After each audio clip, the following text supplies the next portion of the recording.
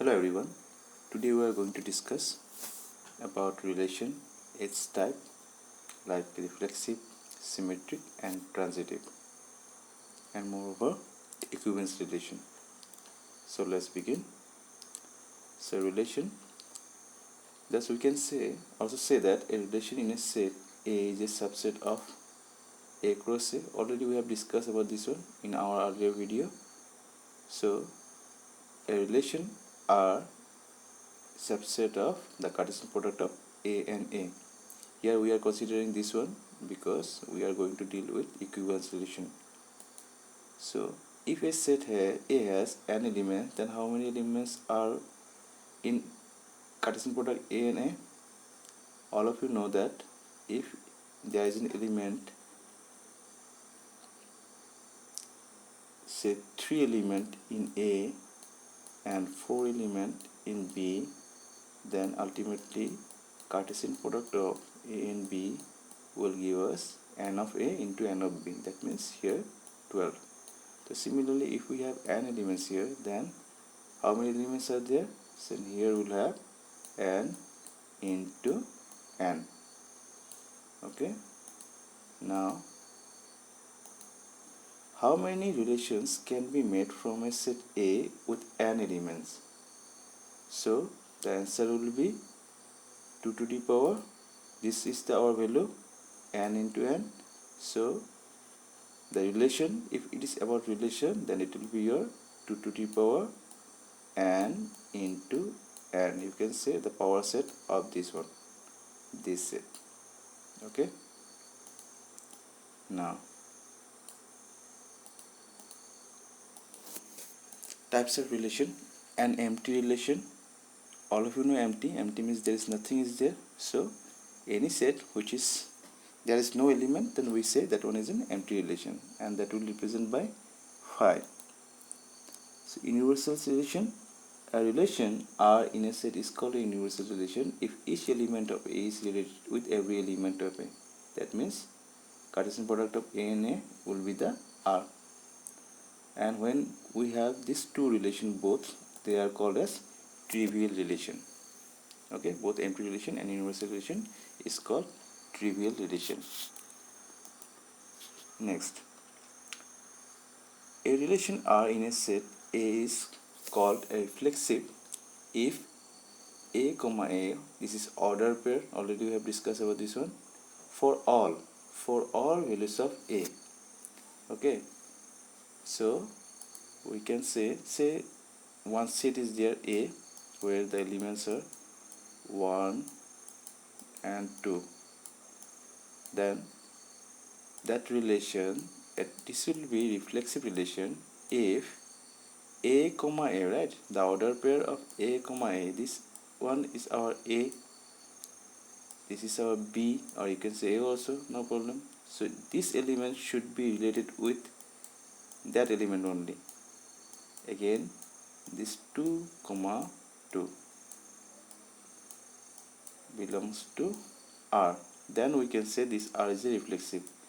If 1 comma 1 we have, but we don't have this 2 comma 2, then it is not a reflexive relation, because they are saying that for every element of this one A, it should be satisfied. Then we say that one is a reflexive relation. Now, symmetric. If A comma B belongs to R, then B comma A belongs to R.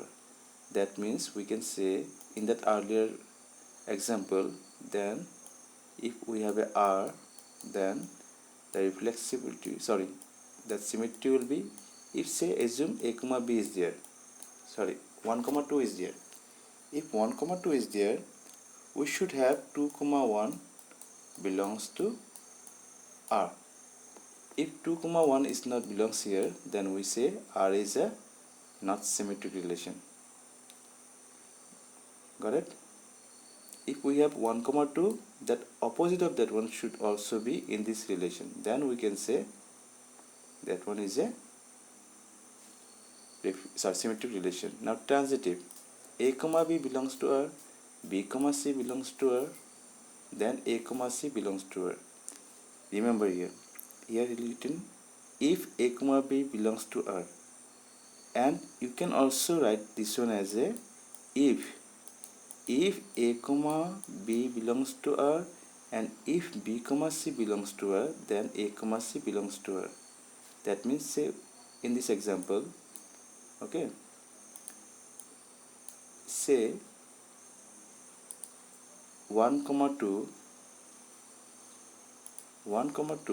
belongs to R and 2 comma 1 belongs to R, then ultimately from here we should have another element 1 comma 1. This one should be in R also. Only in that case we can say this one is a transitive relation. Okay, now let us discuss some examples. Before that, you remember when a relation is reflexive, symmetric and transitive, then we can say the relation is a equivalence relation. Okay, a relation R is said to be equivalence relation if R is reflexive, symmetric and transitive. Now let us take an example 1 to 3 element A. Then which one is reflexive? As I told you earlier, every element should be related with himself. Okay, every element should be related with this one, every element with this. So that means 1 comma 1 should be there, 2 comma 2 should be there, 3 comma 3. So here 1 comma 1 is there, 3 comma 3 is there, but we don't have 2 comma 2, so it is not a reflexive relation. Okay, now you see 1 comma 1 is there, 2 comma 2 is there, but we don't have 3 comma 3, so that's one, it is not a reflexive one. Now third one, 1 comma 1 is there, 2 comma 2 is there, 3 comma 3 is there, so we can say this one is a reflexive relation.